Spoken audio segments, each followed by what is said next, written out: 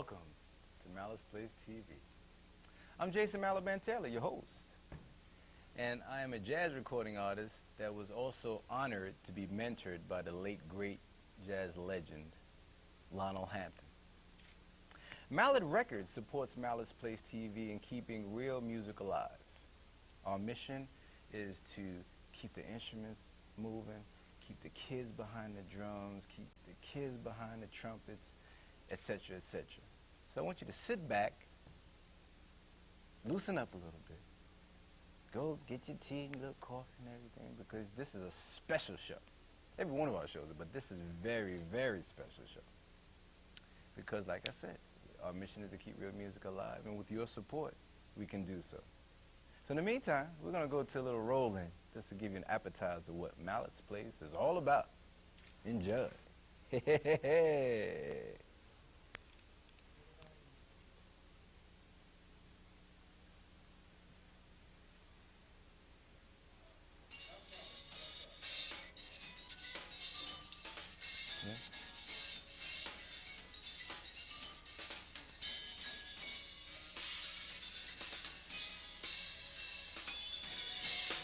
Everybody, come on, clap your hands, come on, huh?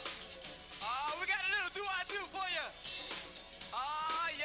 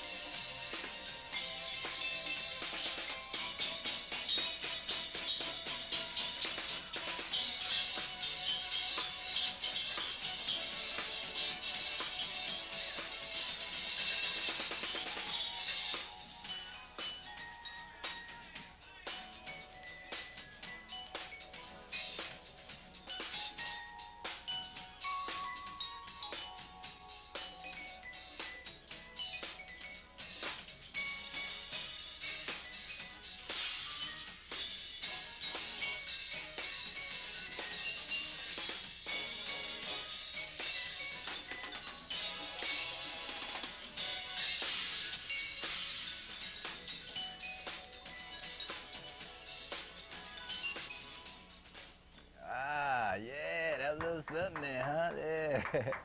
For those of you not familiar with that actual song that was Do I Do, that was the old Malletman myself opening up for a famous contemporary jazz group entitled Piece of a Dream out at the Hookah out in Connecticut. I had a lot of fun then too. So, but I was playing an instrument called the vibraphone. For those of you not familiar with the instrument, most people call it the thing that is called the vibraphone. So moving right along, at this time I'd like to introduce you to our special co-host guest we have. He was on our show once before, and I'm glad to have you back again. We have Bob Dunleavy. What's going on, Bob? Thank you, Jason. How's it going? It's going quite well, thanks. It's a pleasure to be back. Thank you so much for asking me back again. It's quite an honor.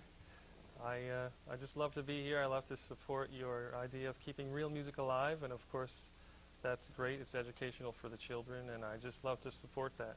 And again, thank you. I'm just glad to be back here and support you. Oh, no problem at all, man. But as you know, this is a special, special show, and I'm very honored. We really don't even know where to begin. I mean, our minds are scattered a little bit, but we're on point.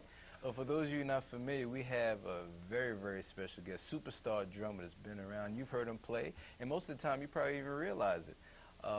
Please put, I was going to say put your hands together, but yeah, why not? Put your hands together in the home, for the fabulous Bernard Purdie. How you doing there, Mr. Purdie? I'm doing pretty good. He's pretty good.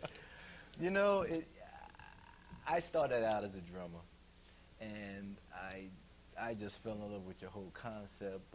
I think when I started playing drums, you must have been all over the world because all the recordings and things that you've done. It's just a pleasure to be here with you this evening. Really, I don't really know where to begin, but we're going to find out where to begin with the help of Mr. Dunleavy there, right? Mr. Purdie, do you want to call you Pretty Purdie or? I love them all. Okay. Everyone. Okay, Pretty Purdie. Where are you from originally? I'm originally from Maryland, but by way of North Carolina. North Carolina. Okay, all But right. I was actually born in Elkton, Maryland. But my family, we commuted 5 months out of the year in Elizabethtown, North Carolina, because we had family there and we had to do the crop. That's part of what the job was. Okay. We had a large family. It was 15 of us in the family. Wow. And it was just a way of life. What you'd have to do. You go, you do the crop during the summer, then I'd come back, go to school in the state of Maryland. Okay, all right. And for those of you not familiar with the crop is considered? Well, cotton, All right. tobacco, Yeah, okay. peanuts, watermelon. Oh boy, the watermelon. Okay. Oh. Now, what got you into the drums? Well, I got into the drums when I was 3 years old. My mother allowed me to play on her pots and pans, and I just had a feel and a flow for music. I always played music, no matter what. And to me, it was music. Now, to my mother, it was beating up her pots and pans.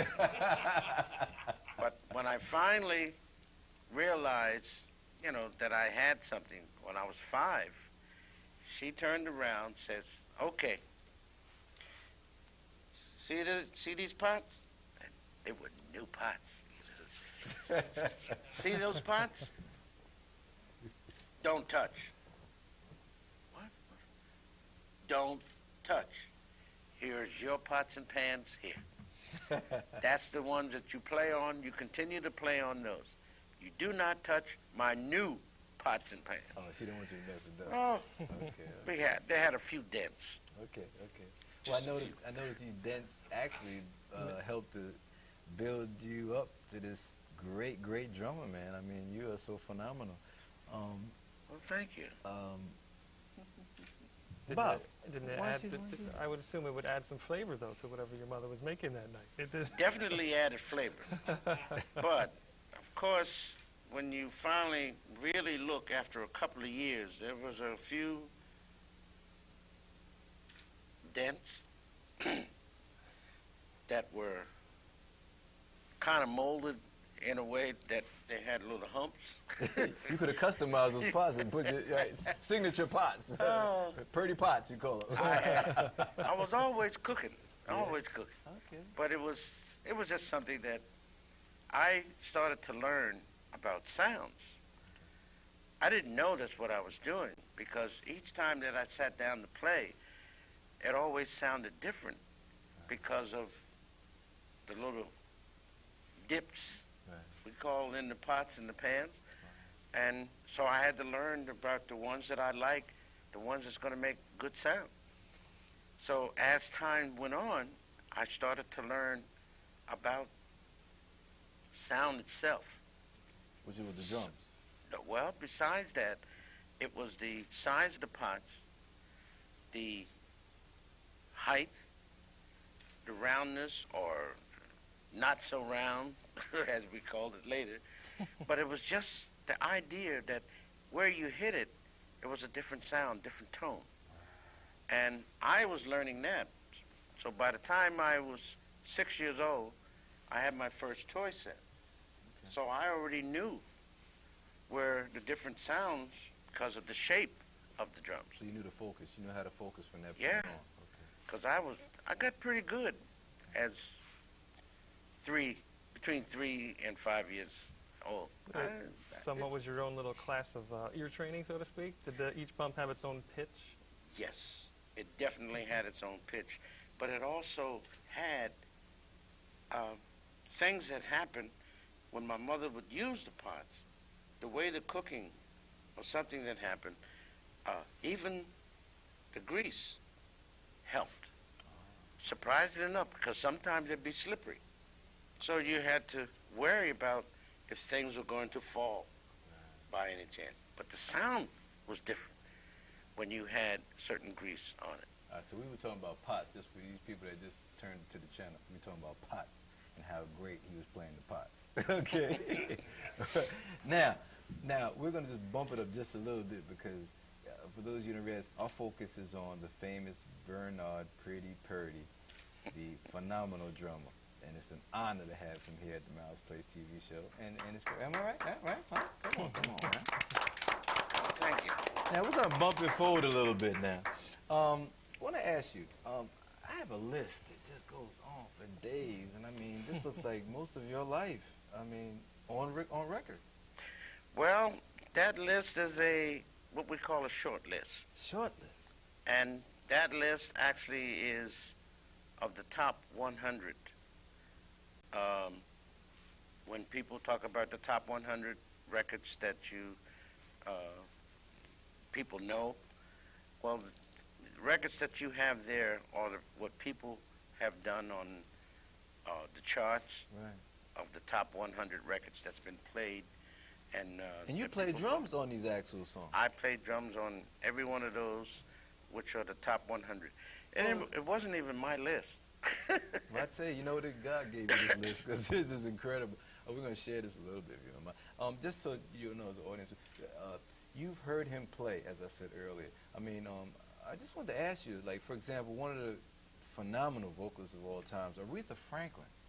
Mm-hmm. You've been on tour with her. You've played on various songs of hers, from Rock Steady to Respect to Dr. Feel Good. You know, what runs through you? I mean, how did that happen? How did this Aretha Franklin thing become such an extended opportunity of blessings? Well, surprisingly enough, it came to me because of King Curtis. King Curtis, I was working for him during the early part of the 60s. And King Curtis always had his band, the Kingpins. Wow, you're the King. So we learned how to just come and sit in and do what you had to do. But I was already recording at that time. I had a reputation already of being a studio musician. So I got that because I could play any kind of music. It didn't matter what it was. I could play anything. So with him, it was better to have me in New York, not necessarily being on the road, but to have me in New York so I could record with Atlantic. Right, Atlantic Records. Yeah, so What year was that around? 60 something? That was 67. Wow. For Aretha. 67, 68, 69, 70, keep on going. But it was a time where King Curtis and the Kingpins was fabulous. Absolutely the band of New York City. That's because they had you. That's because they had you. Come on. Yeah, right on time. You caught me. Yeah, caught you. What? Yeah, caught you. Talking about that. Do we got that rolling? We got that rolling. We got to give a little shit. You got to see this guy work out. Ladies and gentlemen, put that rolling in of Purdie in action. Check it out. Donkey! Come on!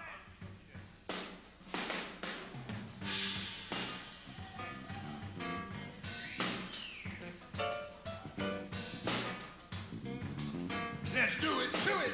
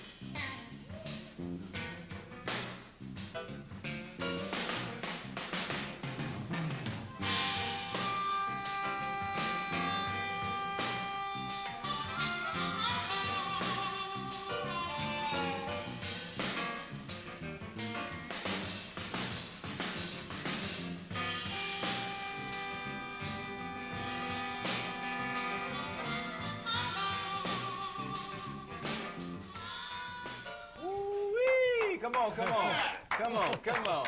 Oh, man. Huh? Bernard Purdie. Oh, my goodness. I don't know. I got to drink some water on this one. That's my Dixie Riddle cup I got here, huh? So what do you think about that, Bob? Well, actually, I have a question. I got a question for you. Out of all the artists, I mean, there were so many on the list he was mentioning before with, Roberta Flack and Miles Davis and Louis Armstrong, and there's so many artists on there that was just amazing, and so many years that you've been doing it.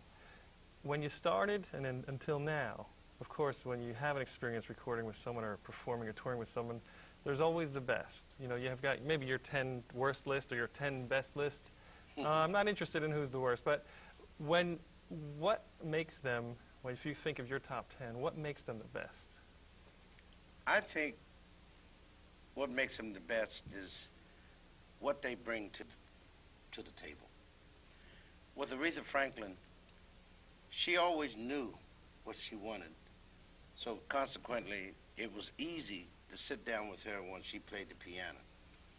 And this is how we got all the recordings, the arrangement, the whole works, because it was all in her fingers. And the nicest part is that her modesty about what she did was the easiest part. She was 100% into what she did. And as I said, her arrangement was actually in her fingers. Wow. I was very good at pulling things out from the different people, and that worked very well. Now, what about the Steely Dan band? Well, I was getting ready to come to Steely Dan. Steely Dan was just the opposite of what Aretha was, but yet they all knew what they wanted. So the biggest problem that I had with Steely Dan was technically they wanted to be perfect. Well, that's fine, but it didn't necessarily mean that it was going to groove. So the one thing that happened, with Steely Dan was they play a little record for me, and I hear and I listen to what they're doing, and then they first attempt said, "No, well, we don't want to shuffle." I said, "Okay," and we don't really want fast 16th notes. I said, "Okay, that's all right too," and then they stopped. I says, "Well, go ahead and finish. Tell me what you want." He said, "Well, we kind of like this over here. We like the fours. We like the quarter. We like the backbeat." I said, "Great." I said, "I think I have the perfect thing." And they said to me, like, "Well, tell us." I said, "I'd like to do the Purdie Shuffle." No, we don't want to shuffle. We don't want to shuffle. And I said, "Okay, if you would let me show you." And right then and there, Home at Last, Deacon Blues, and quite a few others came into the picture. And as they listened, Chuck Rainey on the bass fell right in. Paul Griffin on the keyboard fell right in. Larry Carlton fell right in. And the groove and everything just happened. And they started singing, and there was that's it. I said, "Thank you." Now listen, He told you. Now for the folks at home, we were talking about Aretha and stuff, but I happen to, this is my mother's album, and I was enjoying this back in the day, and I actually had grabbed one of her albums here, and this is when the famous Purdie was on the road with the actual band. I don't know if you guys could zoom in. Could you zoom in on that anyway? I don't know, is it too blurry or something? Or? This is the actual, now on this stage, you have Bernard Purdie. You can see the drum set, and I guess you can see his arms over there. But then you got over here the famous, that's King Curtis, right? That's King Curtis. King Curtis, the musical director. You got Aretha Franklin. And, tilt it up? Okay. That is it? Okay. You got Ray Charles on the same stage. And then isn't this Billy Preston? Billy Preston in the background. Billy Preston. Thank you, Mama, for the record. Yeah. And I'm a big fan. big fan. And for those of you just turned on your tube, you're listening to Mallet's Place TV with our very special guest, the legendary Bernard Purdie, and we have our co-host, Bob Dunleavy, in the house. You know what I'm saying? We're having a great time here.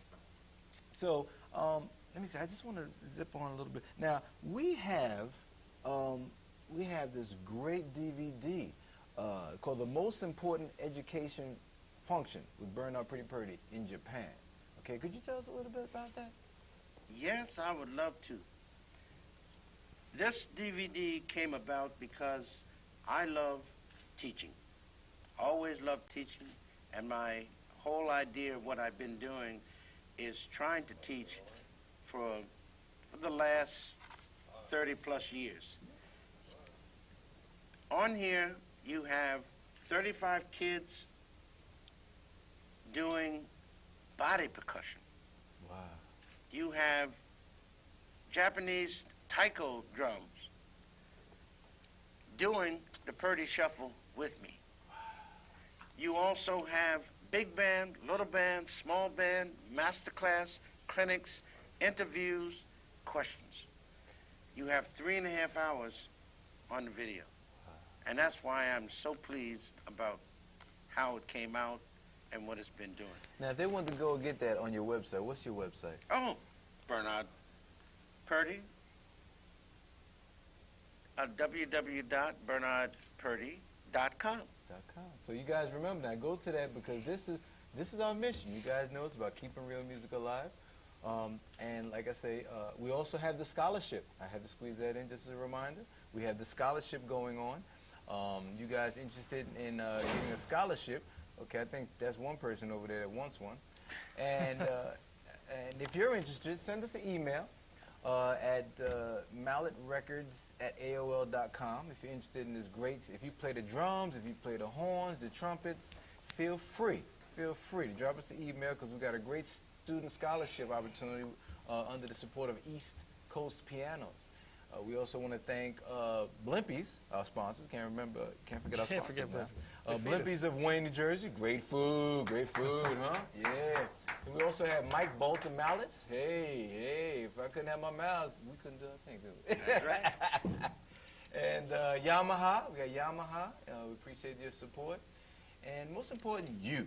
You know, we can talk about companies all you want, but it's about keeping real music alive. We got some beautiful kids out there that would love the opportunity to be able to perform and play and get some lessons from the phenomenal Purdie. Get some lessons on drums or trumpet, whatever you want. All right? So we're going to be taking this out, but at the same time, before we go, I just want to mention once again, it's really, really been an honor having you here in this studio to help make a difference towards keeping real music alive, Mr. Purdie. And is there any words of wisdom or words of advice you can tell our audience in terms of wanting to pursue the field of music? The one thing that I would say to anybody, learn your craft, do it. No matter what it is, have fun. Enjoy what you do, and then you can have all the fun that you want. You can travel around the world because you've learned your craft and do it without a problem. Okay. Bob, any last words you want to put in there? What more advice could we give to a beginner? How do you get the child started up who's maybe not so sure that's what they want to do? How can we get them more involved? They have to learn how to focus. Learn how to focus about what you want and find out exactly if this is what you really want to do. And it becomes easy once you show them how to focus. So focus and learn your craft. All right, focus and learn your craft. And we also want to give a shout out to our great photographer, Sherry Rogowski, for keeping the visuals. Without the visuals, we don't have it going on, all right? Thank you so much, Mr. Purdie, for coming out to Mallet's Place TV. My pleasure. My pleasure. And would you come back? Would you come back with us? Yeah, I'd be glad to. He's gonna come back now. Remember, y'all, keep real music alive. And the Malletman say, hey, get to work. A lot of practice to be done. Thanks for coming out. Hey, all right. So you, man. Yeah, get that last roll out, man.